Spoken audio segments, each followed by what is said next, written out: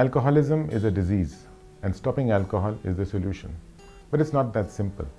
The alcohol may go away, but the ism of the alcoholism does not, and which is precisely why we need rehabilitation centers. You know, the medical community and the WHO have only recently recognized alcoholism as a disease. Up till now, physicians, psychiatrists have been battling with it because they don't consider it a disease. And why do we call it a disease? A disease basically has certain signs and symptoms, and alcohol has it. A disease has certain biochemical and anatomical changes in the body, alcohol has it. A disease has a progression, and alcohol has it. And it has certain causes. Now, what is the cause of alcoholism? Actually, alcoholism is considered a kind of a biogenetic disease, which means that we do inherit certain tendencies that make us more predisposed to addiction. And these are present in our genes. It has also been shown scientifically that the endorphin and the kephalin metabolism in the hypothalamus, that is a primitive brain, are altered, and which is why we get predisposed. Of course, there is a psychosocial issue attached with it, and the personality of the alcoholic, the family background, certain social pressures, they all obviously contribute. But first we have to abuse alcohol. Alcoholism actually is now fast becoming one of the leading causes of death. Not because it primarily causes a problem, because alcoholic behaviors can lead to rapes, murders, suicides, child abuse, accidents, and many things. And since alcoholism is a disease, who is affected? Anybody can be. Alcoholics can be doctors, can be lawyers, can be nurses, can be priests, can be journalists, can be actors, can be sportsmen, can be executives, can be chaiwalas, can be thelawalas, anybody. And therefore, it's very, very widespread.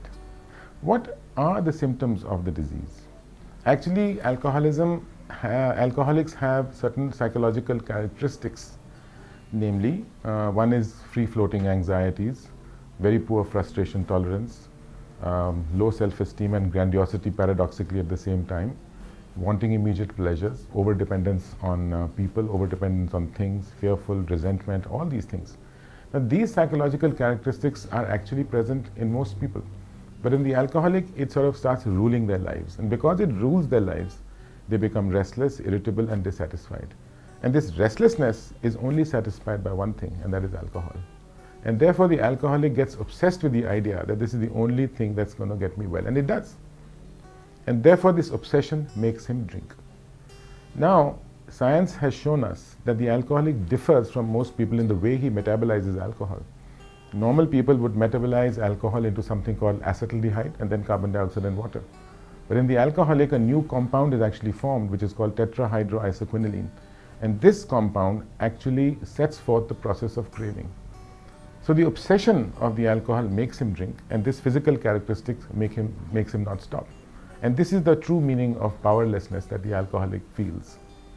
Actually, alcohol is a drug. Its chemical formula is C2H5OH. And anyone who's addicted to this drug is an alcoholic. The brain actually cannot distinguish between messages sent by various tranquilizers, sedatives, or what have you. And it cannot differentiate the message given by alcohol versus this. How would you actually define an alcoholic? An alcoholic is a person who either inappropriately or excessively consumes alcohol, brings him harmful consequences, and despite these harmful consequences cannot stop, is unable to stop or unwilling to stop. He is a loner, he's shy, he lacks confidence, and alcohol does all, removes all these traits from him. The alcoholic also exhibits certain other symptoms like withdrawal symptoms, like blackouts and increasing tolerance.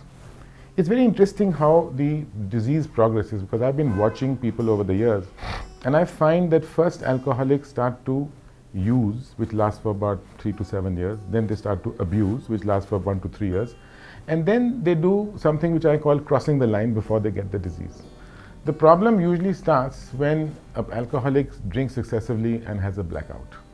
And then he tries to sort of drink less, and he goes to parties, and this behavior is repeated again and again. And when he finds that he cannot control his behavior, he tries to limit his alcohol, but he can't. And therefore he starts to lie. He first lies to himself and then lies to other people.